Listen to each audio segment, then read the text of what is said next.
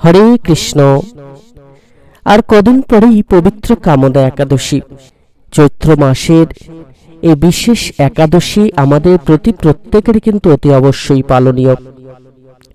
এই কামদা একাদশীর মাহাত্ম্য কিন্তু অত্যন্ত গুরুত্বপূর্ণ। তাই সকল ভক্তমতী মায়েরা, চলুন আমরা প্রত্যেকে জেনে নিই এই পবিত্র কামদা একাদশী কবে, কিভাবে, কোন তিথিতে, কোন সময়ে আপনারা পালন করবেন। এই পবিত্র কামদা একাদশীর যে নির্দিষ্ট পালনের সময় কোনটা এবং পূজা বিধি কেমনভাবে আপনারা এই উপবাস পালন করবেন, কোন কোন নিয়মগুলো মেনে চলবেন, এছাড়া এই পবিত্র কামদা একাদশীর পবিত্র তিথি কখন থেকে শুরু হবে, এই পবিত্র কামদা একাদশীর ব্রত কথা এবং মাহাত্ম্য সম্বন্ধে চলুন আমরা প্রত্যেকেই জেনে নিই। এই পবিত্র কামদা একাদশী এমন একটা একাদশী যে একাদশী যথাযথভাবে পালন করার মধ্য দিয়ে সহজেই ভগবান বিষ্ণুর চরণে ঠাঁই লাভ করা যায় এবং সহজেই এই জগৎ সংসার থেকে আমরা চিরমুক্তি লাভ করতে পারি। তাই চলুন আমরা প্রত্যেকেই এই পবিত্র কামদা একাদশী যথাযথ নিয়ম মেনে পালন করার চেষ্টা করি। এই পবিত্র একাদশীর উপবাস যে কেউ কিন্তু পালন করতে পারেন, যে কোনো সম্প্রদায়ের মানুষ কিন্তু এটি করতে পারেন, কিন্তু আমাদের প্রত্যেকেরই বেশ কিছু নিয়ম মেনে এটা করতে হবে, যার মধ্যে রয়েছে একাদশী রাতে জাগ্রত থাকা। যদি সেটা না করা হয় তাহলে উপবাস বাতিল বলে বিবেচিত হবে। ঋষিমুনিরা ভগবানকে তুষ্ট করার জন্য কিন্তু এই একাদশী উপবাস পালন করতেন। এই একাদশী উপবাসের মধ্য দিয়ে ভগবান বিষ্ণুকে তারা সন্তুষ্ট করতেন। আপনি শুকনো উপবাস রাখতে পারেন এই দিনে, অথবা স্বাভাবিক উপবাস রাখতে পারেন, সমস্ত খাবার পরিহার করে অথবা ফল ভিত্তিক খাদ্য গ্রহণ করে এই উপবাস কিন্তু আপনারা পালন করতে পারেন। চলুন এবার আমরা জেনে নিই যে এই পবিত্র কামদা একাদশী কবে পড়েছে। 8 এপ্রিল 2025 মঙ্গলবার পবিত্র কামদা একাদশী। 9 এপ্রিল পালনের সময় 6:41 থেকে সকাল 9:16 পর্যন্ত থাকবে। এই পালন দিবসে দ্বাদশীর শেষ মুহূর্ত 10:25 AM, অর্থাৎ সকাল 10:25। একাদশী তিথি শুরু হবে 7 এপ্রিল সকাল 7:30 এবং এই একাদশী তিথি শেষ হবে 8:20। যারা একাদশীর পরের দিন সূর্যোদয়ের পর উপবাস করেন তাদের উপবাস ভাঙতে হবে। উল্লেখ্য, দ্বাদশী তিথির মধ্যে উপবাস বা পালন ভাঙা উচিত। আরেকটি গুরুত্বপূর্ণ বিবেচ্য বিষয় হলো হরি বসবার সময়, যা দ্বাদশী চতুর্থ সময়, উপবাস ভাঙা উচিত নয়। উপবাস ভাঙার সর্বোত্তম সময় হলো প্রভাতকাল, অর্থাৎ সকালবেলা। আমরা পবিত্র কামদা একাদশীর পালনের সময় এবং তিথি সম্বন্ধে জানলাম। এবার চলুন আমরা জানব কামদা একাদশীর মাহাত্ম্য সম্বন্ধে। কামদা একাদশী পালনকারী ভক্তের আশীর্বাদ লাভ হয়। ভগবান বিষ্ণুর আশীর্বাদে আমাদের সমস্ত অভিশাপ দূর হয়ে যায় এবং আমাদের চেতনাকে শুদ্ধ করে। কামদা একাদশী পালনের মাধ্যমে সবচেয়ে জঘন্য পাপ মোচন হয়। প্রাচীন হিন্দু ধর্মগ্রন্থ ভবিষ্যৎ উত্তর পুরাণে এই একাদশীতে উপবাসের গুরুত্ব স্পষ্টভাবে উল্লেখ করা হয়েছে।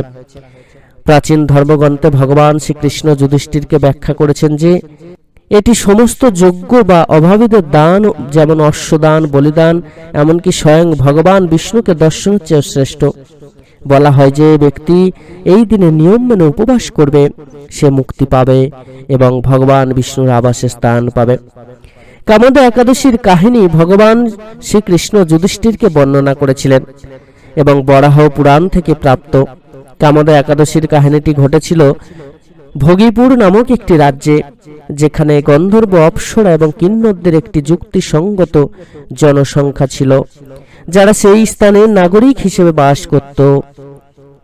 ললিত এবং তার স্ত্রী ললিতা নামে এক গন্ধর্ব দম্পতি নৃত্যশিল্পী হিসেবে অসাধারণ ছিলেন এবং একে অপরের প্রতি এতটাই প্রেমে মগ্ন ছিলেন যে তারা সর্বদা একে অপরের কথা ভাবতেন।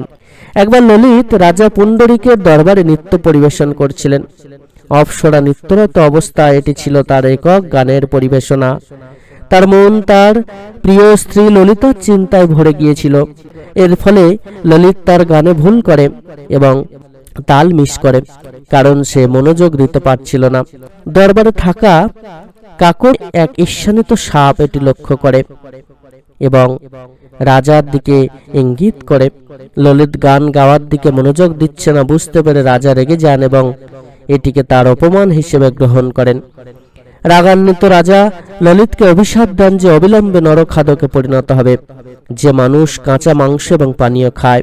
রাজা যখন অভিশাপ দিলেন তখনই সুদর্শন ললিত এক কুৎসিত দানবে পরিণত হলো, যার আকার ছিল বিশাল, প্রশস্ত মুখ, চোখ ছিল লাল, নাক ছিল প্রশস্ত। ললিত সম্পর্কে সবকিছুই ভয়ঙ্কর এবং ভয়ঙ্কর হয়ে উঠল। তার স্ত্রী ললিতা এত হতাশ হয়ে পড়লেন এবং ভাবলেন কিভাবে তিনি বাঁচবেন। এখন যখন তার প্রেমময় স্বামী পশুতে পরিণত হয়েছে, তিনি বিলাপ করতে থাকলেন এবং ভাবতে থাকলেন কিভাবে তিনি তার স্বামীকে ফিরে পাবেন। তবে ললিতা তার নরখাদক স্বামীর সাথে উদ্দেশ্যহীনভাবে ঘুরে বেড়াতে এবং সে তার বন্য জঘন্য কাজগুলো প্রত্যক্ষ করছিল, যা সে সাহায্য করার জন্য কিছুই করতে পারেনি। একদিন ললিতার সৌভাগ্য হয়েছিল যে সে বিন্ধ্যাচল পাহাড়ের চূড়ায় ঋষি সিংহীর সাথে দেখা করেছিলেন। পবিত্র ঋষি ললিতাকে দেখে তৎক্ষণাৎ শ্রদ্ধা নিবেদন করে তাকে প্রণাম করেছিল। ঋষি সিংহী লক্ষ্য করেছিলেন যে ললিতার মুখটি উত্তেজিত এবং তাই তিনি জিজ্ঞাসা করেছিলেন যে তার এত দুঃখ এবং উত্তেজনার কারণ কি। ললিতা সব ঘটনা সেই ঋষিকে জানান। তিনি ঋষির কাছে অনুরোধ করেছিলেন যে তাকে বলুন যে এমন কোনো আচার বা পুণ্য কর্ম করা উচিত যা তার স্বামীর কাছ থেকে অভিশাপকে দূর করবে। সিংহ ঋষি তাকে পরামর্শ দিয়েছিলেন যে সমস্ত নিয়মকানুন মেনে কামদা একাদশীর উপবাস পালন করুন এবং তারপর অর্জিত পুণ্য তার স্বামীর হাতে তুলে দিন। তাহলে ভগবান বিষ্ণুর কৃপায় অলৌকিকভাবে তার স্বামী স্বাভাবিক অবস্থায় ফিরে আসবে। ললিতা সৌভাগ্যবশত ঋষির সাথে সাক্ষাতের পরপরই কামদা একাদশী এসে গেল। তাই ললিতা সাবধানতার সাথে কামদা একাদশী পালন করলেন এবং রাত জেগে থাকলেন। পরের দিন দ্বাদশীর সকালে তিনি ভগবান বাসুদেবের সামনে দাঁড়িয়ে তাকে অনুরোধ করলেন যেন তিনি কামদা একাদশী পালন করে অর্জিত সমস্ত পুণ্য তার স্বামী ললিতের হাতে হস্তান্তর করতে পারেন, যাতে রাজা পুণ্ডরিকের অভিশাপের প্রভাব স্থায়ীভাবে দূর হয়, যা তাকে এক ভয়াবহ নরখাদকে পরিণত করেছিল। ভগবান তার অনুরোধ শুনলেন। ললিত যিনি কাছে দাঁড়িয়েছিলেন তিনি তৎক্ষণাৎ অভিশাপ থেকে মুক্ত হয়ে প্রেমময় ললিত গন্ধব্যে তার আসল রূপ ফিরে পান। এরপর প্রেমিক দম্পতি আবার স্বর্গে আরোহণ করেন এবং আরো প্রাচুর্য আনন্দে বসবাস করেন। এই পবিত্র কামদা একাদশী পালন করলে তাই বলা হয়ে থাকে যে সহজেই সকল মনোকামনা পূর্ণ হয় এবং সকল প্রকার সমস্যা থেকে মুক্তি লাভ করা যায়, সকল পাপ দূর হয় এবং অভিশাপ দূর হয়ে যায়, সহজেই জগৎ সংসার থেকে চিরমুক্তি লাভ করা যায়। এই পবিত্র কামদা একাদশীর দিন আপনারা কোন কোন বিশেষ কর্মগুলো পালন করবেন চলুন জেনে নিই। হিন্দু শাস্ত্র অনুযায়ী কামদা একাদশীর আচার অনুষ্ঠান নির্দিষ্টভাবে পালন করতে হয়। মহাভারতের অন্যতম পাণ্ডব ভ্রাতা যুধিষ্ঠিরের প্রশ্নের উত্তর দেওয়ার সময় ভগবান শ্রীকৃষ্ণ এই আচার অনুষ্ঠানগুলো নির্দিষ্ট করে দিয়েছিলেন। চলুন সেটা আগে জেনে নেওয়া যাক। কামদা একাদশীর একদিন আগে অর্থাৎ কৃষ্ণপক্ষের দশমের দিন আমাদের প্রত্যেকের বিকেলবেলা দাঁত ভালো করে পরিষ্কার করা এবং সূর্যাস্তের পর রাতের খাবার গ্রহণ করা উচিত। কামদা একাদশীর সকালে ব্যক্তির উচিত সাবধানতার সাথে উপবাস রাখার নিয়ত করা। ব্যক্তির উচিত নদীতে বা গঙ্গা স্নান করে শুদ্ধ বসন পরিধান করে মনকে পবিত্র রাখা এবং জীব সেবা দেয়া, অতি অবশ্যই ভগবানের নাম জপ করা। স্নান করার সময় ব্যক্তির শরীরে কাদা মাখানো উচিত এবং ধরিত্রী মাতার কাছে প্রার্থনা করা উচিত। আপনারা প্রত্যেকে ধরিত্রী মাতার কাছে প্রার্থনা করবেন, হে অশ্বক্রান্তে, হে রথক্রান্তে, হে বিষ্ণুক্রান্তে, হে বসুন্ধরা, হে মৃত্তিকে। এই প্রার্থনা কিন্তু আপনারা করতে করতে গায়ে মাটি লাগাবেন। এই প্রার্থনার অর্থ হচ্ছে, হে ধরিত্রী, দয়া করে আমার পূর্ব জন্মের সমস্ত পাপ মুছে ফেলুন, যাতে আমি পরমেশ্বর ভগবান বিষ্ণুর আবাসে প্রবেশ করতে পারি। সম্পূর্ণ নিষ্ঠার সাথে ভগবান গোবিন্দের উপাসনা করুন এবং ফুল ও অন্যান্য নৈবেদ্যের সাথে একটি চমৎকার ভোগ ঈশ্বরের উদ্দেশ্যে নিবেদন করুন। প্রভুর সামনে অতি অবশ্যই প্রদীপ জ্বালাবেন। সারাদিন ভগবান বিষ্ণু স্তুতি জপ করুন, তার নাম জপ করুন, গান করুন, কীর্তন করুন। উপবাসের সময় অত্যন্ত আনন্দময় অবস্থায় থাকুন, তার নাম জপ করতে থাকুন পুরো দিনভর। মনের মধ্যে যেন অহংকার, হিংসা, দেশ এগুলো না আসে, মনের মধ্যে যেন কুচিন্তা না বাস করতে পারে, এটাকে খেয়াল রাখবেন। সবসময় তাকে নিয়ে চিন্তা করতে থাকুন। রাতভর পূর্ণ চেতনায় জেগে থাকুন। সম্ভব হলে প্রভুকে খুশি করার জন্য সারা রাত বাদ্যযন্ত্র বাজান। পরের দিন সকালে সেই ব্যক্তির উচিত ব্রাহ্মণদের দান করা এবং সম্মানের সাথে তাদের কাছে যে কোনো অপরাধের জন্য ক্ষমা প্রার্থনা করা। যারা পরের দিন পর্যন্ত সম্পূর্ণ উপবাস রাখেন তাদের প্রার্থনা করা উচিত, হে পুণ্ডরীকাক্ষ, হে পদ্মচক্ষুর অধিকারী প্রভু, এখন আমি খাবো, দয়া করে আমাকে আশ্রয় দিন। প্রার্থনার পর ভক্তের উচিত ভগবান বিষ্ণুর চরণ কমলের কাছে ফুল এবং জল অর্পণ করা এবং অষ্টধ্বনির মন্ত্র 3 বার জপ করে ভগবানকে আহার করার জন্য অনুরোধ করা। উপবাসের পুণ্য সম্পূর্ণরূপে অর্জনের জন্য ভক্তের ভগবানকে নিবেদিত জল গ্রহণ করা উচিত, অর্থাৎ ভগবানের চরণে যে আপনারা প্রসাদ দেবেন, জল দেবেন, সেটা কিন্তু নিজেরাও গ্রহণ করে আপনাদের উপবাস ভাঙবেন। ভক্ত যদি ইচ্ছা করেন তাহলে অগ্নি বলিদান করা যেতে পারে। একাদশীর দিন থেকে পরের দিন সকাল পর্যন্ত ভক্তের শান গান এবং ভগবানের স্তুতি জপ করা এবং পূর্ণ নিষ্ঠার সাথে তাঁর উপাসনা করা, ভক্তিমূলক কার্যকলাপ এবং দান খয়রাত করা, এগুলো কিন্তু অতি অবশ্যই উচিত। পবিত্র কামদা একাদশী উপবাসের নিয়ম। প্রাচীন গ্রন্থের নির্দিষ্ট বৈশিষ্ট্য অনুসারে একাদশীর উপবাসের সুফল পেতে হলে বিশেষ কিছু নিয়ম কিন্তু কঠোরভাবে আমাদের মেনে চলতে হবে। কামদা একাদশীর সকালে উপবাসকারী ভক্তের স্নান করা উচিত। একাদশীতে শিম এবং শস্য খাওয়া নিষিদ্ধ। এই দিনে ভক্তের জন্য যে কোনো প্রাণী হত্যা নিষিদ্ধ। একাদশী এবং পরের দিন দ্বাদশীতে দিনের বেলা ঘুমানো নিষেধ।